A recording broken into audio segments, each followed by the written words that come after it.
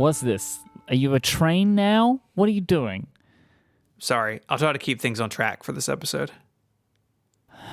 Seeing as this one is actually about a train derailment, for your sake, I hope that you managed to do that. Today we're talking about the Howard Street Tunnel Fire, which occurred in Baltimore, Maryland back in the summer of 2001. This is another one of those topics that sounds like it was a long time ago, but I very clearly remember this being in the news that year. We're not getting any younger, especially you.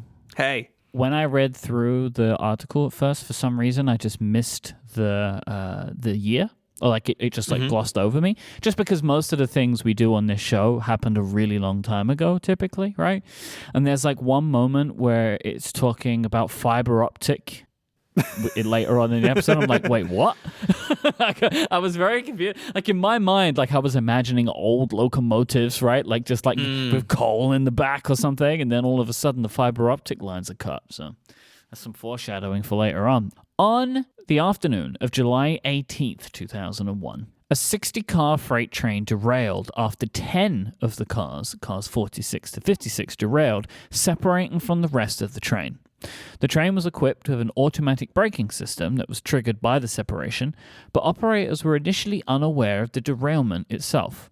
About 20 minutes after the incident, the cleared locomotives, so that, what was still on the track, what was left of the train, appeared out of the tunnel, so just carried on. And shortly thereafter, smoke was seen coming out of a nearby sewer, prompting calls to the local fire department. Before too long, smoke was also seen at both ends of the tunnel. This tunnel, by the way, had been in service since the 1890s, so it is a very old tunnel. Mm-hmm. Within a few hours, heat from the fire caused a 40-inch water main located above the tunnel to buckle and burst, releasing some 14 million gallons of water. You would think that might help the situation, right? Sounds like a lot of water, especially if there's a fire. Mm-hmm. But despite this, the fire burned for 5 days.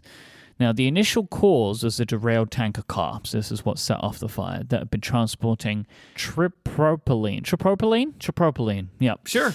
A product used in manufacturing of things like lubricating oil and cleaning agents. And of course, because this is how the story would naturally go, it is wildly flammable. To make matters worse, multiple cars around this tanker were carrying wood and paper products, which also burned. Mm-hmm. This feels like a Simpsons sketch. a little bit. Like that they, it's just that these things coming together that are all very bad, Well, I got one more. Another tanker, this one carrying hydrochloric acid, also burst and started leaking. After the fire subsided, after 5 days, like you mentioned, the National Transportation Safety Board, or NTSB, took 3 years to report on the accident, but no clear cause was found.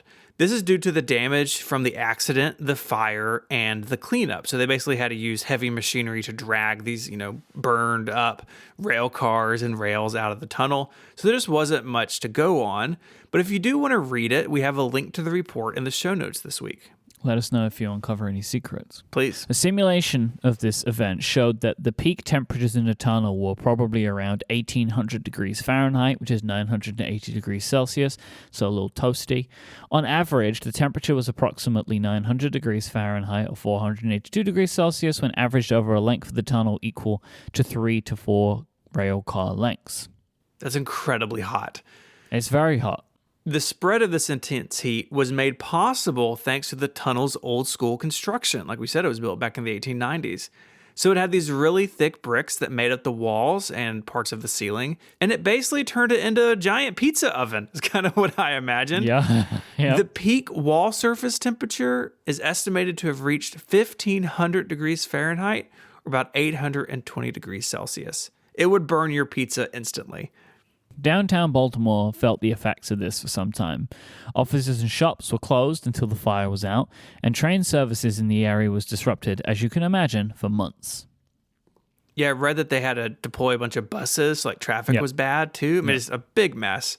A few weeks later, get this, manhole covers flew into the air as underground explosions along West Patch Street occurred.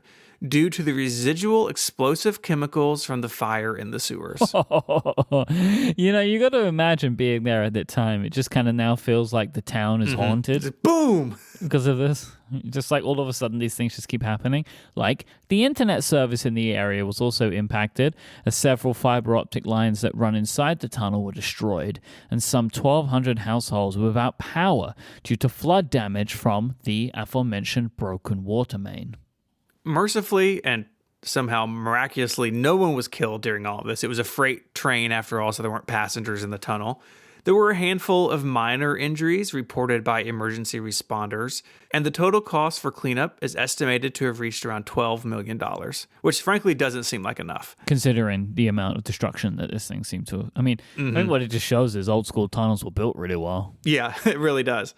The Howard Street Tunnel reopened after several months. As of 2019, the federal government announced a $125 million infrastructure upgrade for the tunnel to expand it for carrying larger, heavier loads. I like that the lesson learned was make the tunnel bigger, Yeah, so not only did it survive this accident and this fire and everything, we're going to make it bigger and better. It's great. Bigger and better, baby. And we're going to put, hopefully, some fire suppressant in there.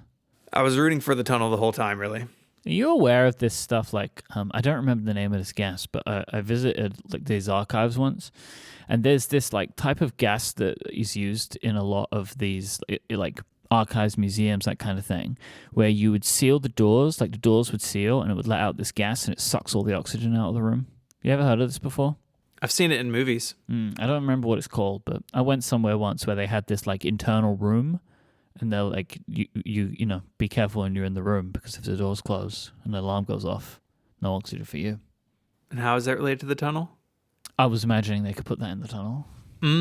Like big doors in the tunnel. And if it sets on fire again, like release the gas. Probably not a good idea, but like it could solve the problem. I mean, we're basically trained engineers after this episode. I mean, I've learned so much doing this show that I feel like I could be deployed into any circumstance. That's the goal. If you want to read more about the Howard Street Tunnel fire, we have some links over in the show notes on the web at relay.fm/ungenius/164. They're probably also in your podcast player, so go check those out. From the website, you can send us a suggestion for your favorite weird or funny or strange Wikipedia topic, and it'll go on the list for consideration for a future episode. You can also do that on Twitter. You can find the show there as Ungeniused. Well, Mike, until next time we head to Baltimore to wreak some havoc, say goodbye. I don't like that I'm implicated in this. It had nothing to do with me, this trail arraignment. I was not involved. Goodbye. Bye, y'all.